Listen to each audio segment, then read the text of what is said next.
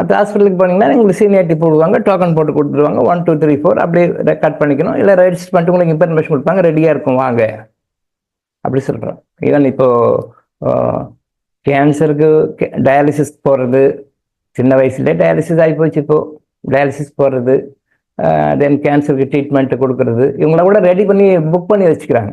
Chemo கொடுக்குறதுக்கு எல்லாம் கூட ரெடி பண்ணி புக் பண்ணி வச்சுக்கிறாங்க. பிகாஸ் வெயிட்டிங், நிறைய பீப்புள் வெயிட் பண்ணுறாங்க. அவங்களுக்கு சீனியாரிட்டி ரெக்கார்ட் பண்ணிட்டு வரிசை 1 by 1 டேட் சொல்லுவாங்க, சொன்ன டேட்டில் போய் நிற்கணும். பட்டு இங்கே டாக்டருங்க ஆசிரியத்தில் என்ன அப்படின்னா, இங்கே என்ன பார்க்குறோன்னா அவங்க கர்மாவை தான் பார்ப்போம். என்ன உங்கள் கர்மா இருக்குது, பின்னாடி என்ன உங்கள் கர்மா இருக்குது அப்படின்னு சொல்லி பார்ப்போம். அந்த கர்மாவில் யார் ரொம்ப இப்போ கர்மா வெளிப்படணும், நான் சொல்லியிருக்கேன் இல்லையா, ஏற்கனவே சொல்லியிருக்கேன் இல்லையா, மாஸ்டர் சொல்லியிருக்காரு பிரணவலட்டிங்கள மாஸ்டர் சோவாக்குசி அவர்கள் பேசிக் புக்கில் சொல்ல அடிப்படையில் ஃபஸ்ட்டு ஸ்டாண்டர்ட் புக்கிலே சொல்லியிருப்பார். அதில் பின்பக்கத்தில் வரும். நான் பல முறை சொல்லியிருக்கேன், திருப்பவும் சொல்கிறேன்.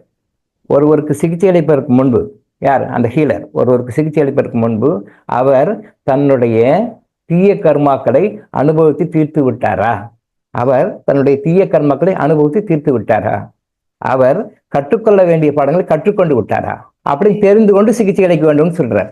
நல்லா மைண்டை புரிஞ்சுங்க. நான் பல தடவை சொல்லியிருக்கேன், நிறைய வாய்ப்புகள் கிடைக்கும் சொல்லியிருக்கேன். ஒருவருக்கு சிகிச்சை அளிப்பதற்கு முன்பு அந்த ஹீலர் என்ன பண்ணோம், எடுத்தோடனே வாங்க உட்காருங்க, எவ்வளோ ஃபீஸ் கொடுக்குறீங்க, ஒரு சிட்டிங்க்கு எவ்வளோ கொடுக்குறீங்க, 1000 ரூபாய் கொடுக்குறீங்களா, 500 ரூபாய் கொடுங்க, ரைட் உட்காருங்க அப்படின்னு சொல்லி கொடுத்துடக்கூடாது. இன்னைக்கு எப்படி நடக்குது, அப்படிதான் நடக்குது. அப்படி இல்லை, தெளிவாக சொல்லியிருக்காரு. ஆனால் மறைவாக டச் பண்ணி விட்டார்.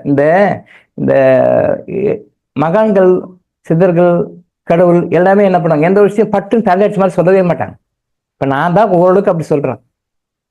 ஓரளவுக்கு அப்படி பட்டுன்னு தலையில் அடித்த மாதிரி மண்டை மட்டும் டக்கு டக்கு டக்குன்னு சொல்கிறது நான் தான் சொல்கிறேன். அதுவும் பொறுக்க முடியாது சொல்கிறேன், வேறு வழி இல்லைன்னு சொல்கிறேன். பட் அவங்களாம் அப்படி ஹைடெக் அப்படியே டச் பண்ணி விட்டு போவாங்க. என்னோட பெருமாள் கூட அப்படி தான், அப்படியே சொல்லிட்டு போயிடுவோம்.